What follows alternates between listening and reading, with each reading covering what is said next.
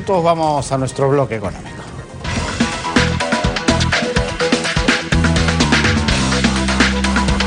Hoy el bloque económico se va a poner un poquito electoral porque vamos a hablar de marketing político. Estamos con un experto, con Miguel Antezana, que es profesor de ESAN, en esa materia justamente. Y qué mejor, Miguel, este tema con la coyuntura de hoy día, ¿no? Y con lo que hemos visto, esta nota que hemos presentado, este bochornoso incidente en un debate en un medio de comunicación donde un candidato le falta el respeto de la manera más baja y ruin a otro.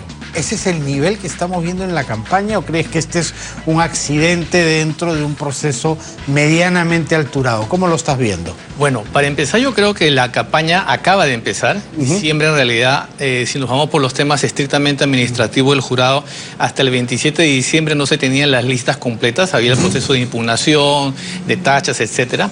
Y en enero es que comienza la campaña y estamos viendo quizás los primeros reflejos de esas diversas campañas que lamentablemente hasta ahora se rigen en la campaña tradicional en política en el Perú. No hay nada de creatividad, no hay nada de propuestas, no hay nada de novedoso frente a lo que se ha venido haciendo en años anteriores.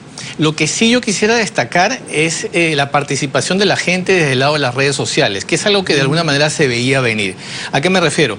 La gente ahora escudriña, ahora reclama, ahora expone lo que está pasando y hace un sentido crítico, una valoración crítica que la comparte con las demás personas, con sus allegados.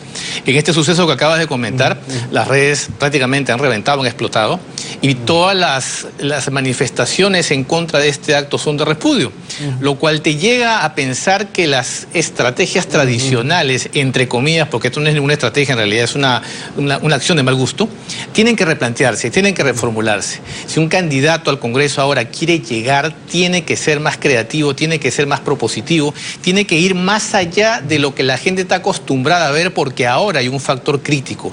Y así tú no lo sepas, va a ir alguien que lo va a poner sobre la mesa. Eso yo creo que es muy importante en esta campaña, en esta corta campaña. Algo referente a eso que comentas. También se está haciendo mucho hincapié, y esto antes lo tenías que hacer tú, una investigación, hoy las redes sociales te lo proporcionan, por ejemplo, sobre candidatos con antecedentes, con sentencias, con juicios de alimentos, con deudas en SUNAT, etcétera, etcétera, etcétera. Cosas que antes te llegaban de difícil manera, hoy las tienes un poco más a la mano a través de un tour por las redes sociales, ¿no? Y eso yo creo que es bueno porque el acceso precisamente a la tecnología nos permite a cualquier base de datos, redes sociales, pero también a fuentes de información que, como tú bien dices, antes no era de tan fácil acceso. Ahora ya la reputación de cualquier persona, no solamente de candidatos, de cualquier persona está expuesta a nivel de lo que son cualquier base de datos y redes sociales. Y por supuesto uno tiene que manejarla, tiene que cuidarla, y si tú sabes que tienes algún elemento que daña tu reputación o que mancha tu reputación, por supuesto que tú deberías tener mucho cuidado de no exponerte al público, porque inmediatamente te lo van a sacar.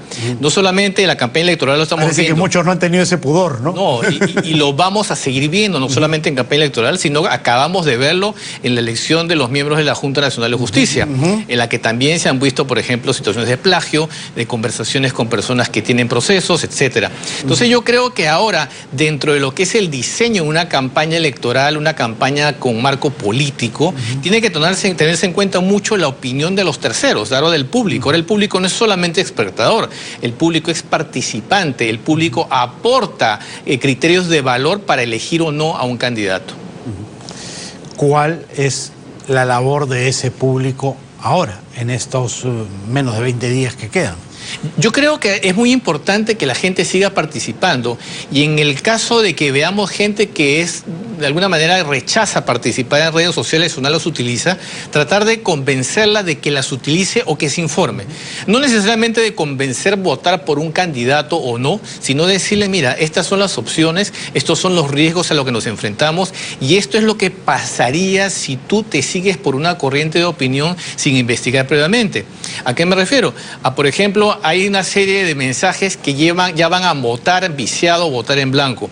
El votar en blanco o viciado es precisamente una herramienta que va a permitir que tengamos ese Congreso al que rechazamos anteriormente, que tengamos a personas que quizás no deberían siquiera pasar la valla electoral a través de sus partidos, pero que al votar en blanco o votar viciado estás haciendo que ellos participen. Baja la valla. Exactamente. Claro, baja la valla. Ponerle un ejemplo muy rapidito a nivel de números. La valla es sobre los votos válidos. Exacto. Si tú tienes 100 personas que votan y de esos 100, 5 tienes que sacar para pasar la valla, ¿qué pasa si la gente de esos 150 votan viciado en blanco?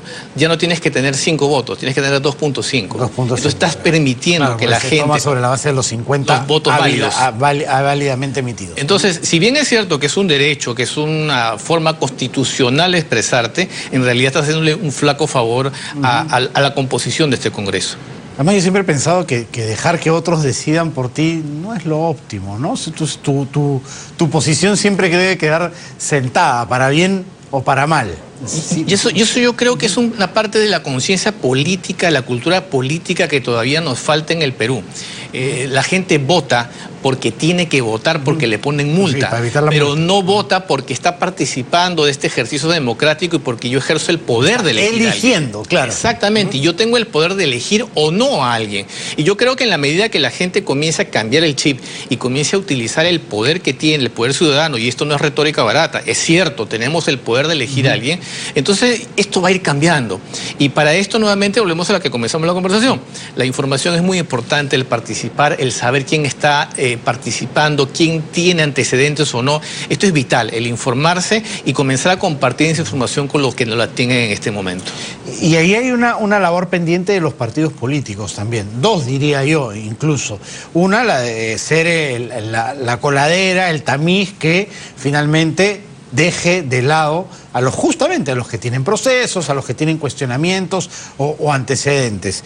Y segundo, también en presentar propuestas concretas. Muchos de los partidos, creo que la mayoría, todavía no presenta su plan de gobierno, su hoja de propuestas frente a la ciudadanía, ¿no? Y ya estamos a días nada más de las elecciones. Y eso no ha pasado y lamentablemente creo que no va a pasar por el tiempo tan corto que tenemos.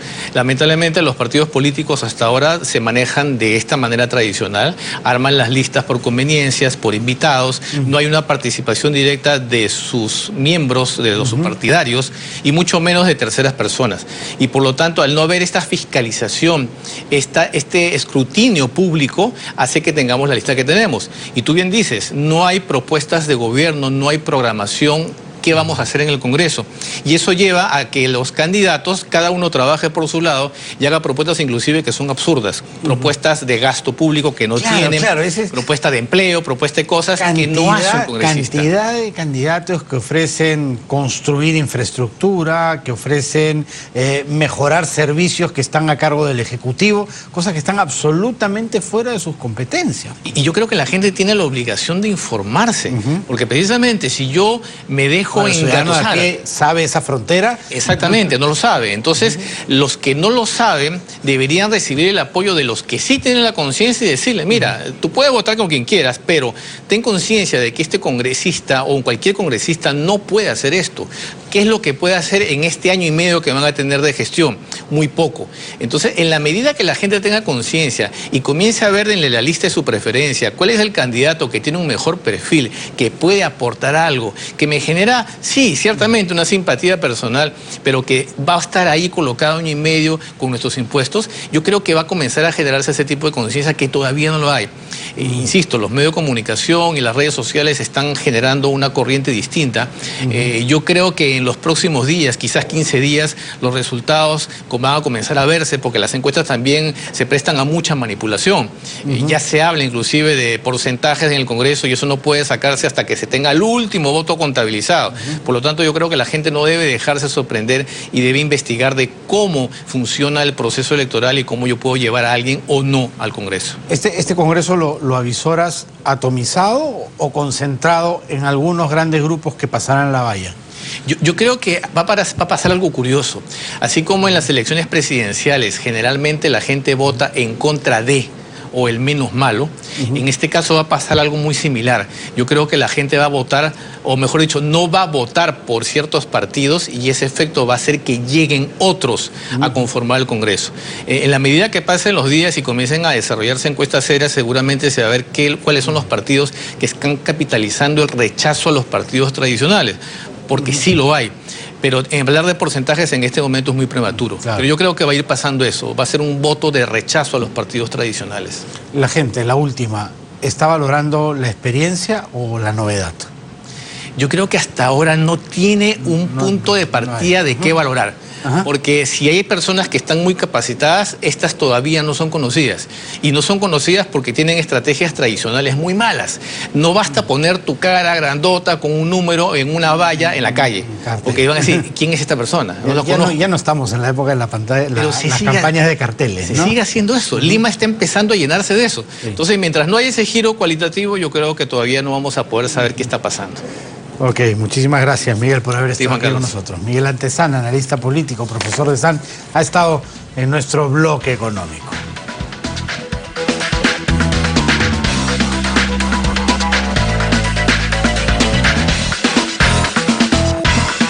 Ahora vamos a repasar nuestras noticias internacionales en nuestro bloque Más Mundo.